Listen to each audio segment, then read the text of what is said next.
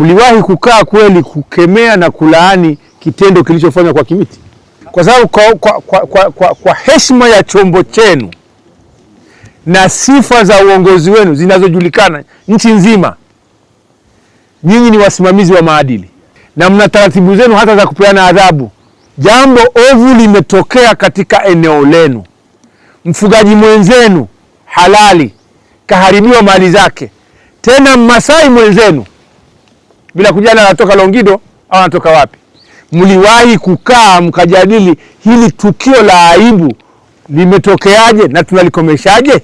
Kwa hiyo rejesheni mamlaka yenu kwa vijana mara kwa mara, watii sheria lakini watii maadili na maagizo ya Malaigwanani, na serikali itaendelea kuwaheshimu Malaigwanani na kuwaomba na kuwatumia kuendelea kuwaongoza jamii yenu kwa taratibu za mila zenu. Hatutaki ndani ya ardhi ya serikali iwemo serikali nyingine, mkubwa na mdogo wako sawa mbele ya sheria.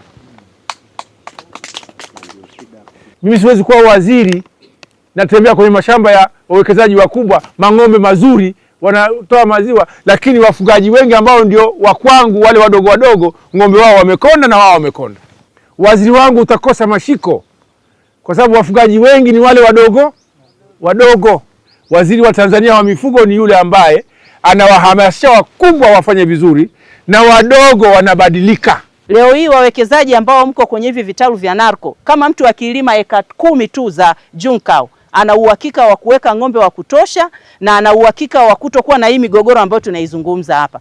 Na kwenye upande wa ulishaji, kwenye hizo tani 100 mpaka 150, una uwezo wa kuweka hawa ng'ombe wetu wa kawaida, una uwezo wa kulisha ng'ombe 80 mpaka 100 kwa mwaka. Lakini kwenye hawa ng'ombe wa maziwa ambao ulaji wao ni mkubwa, unaweza ukalisha ng'ombe 40 mpaka 50 kwa mwaka. Kwa hiyo mimi nitumie fursa hii kuwaeleza wafugaji ambao tuna vitalu lakini na wale ambao hatuna vitalu, bila kwenda kwenye ulimaji wa malisho aina hii hatutamaliza migogoro, hatutamaliza kugombana na wala ufugaji wetu hautakuwa na tija. Kiukweli nimeondoka na picha kubwa ya kwenda hata kuwaelimisha vijana wetu wengine kule kuwa jambo lolote lile la kimigogoro kutaka kupata utatuzi ni lazima tukae chini na kusikiliza. Wameongea vizuri Malaigwanani wetu hapa. Mimi kama kijana nilikuwa na ushauri mchache kwa upande wa wizara. Kama tuna nia ya dhati ya kuboresha kweli mfugaji na kufanya wafugaji wawe na tija, Mheshimiwa Waziri, ni lazima tuwekeze nguvu kubwa sana kwenye elimu.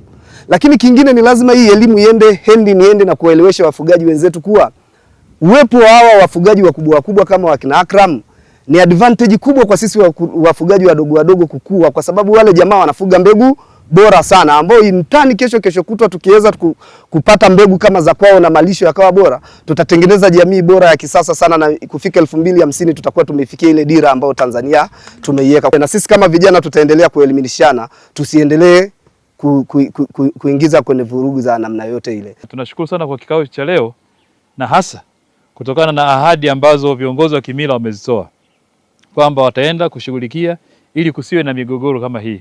Kama nilivyosema awali, migogoro hii mingi inatokana na kutokuwa na uelewa wa mzuri wa namna ya kumaliza changamoto zinazojitokeza.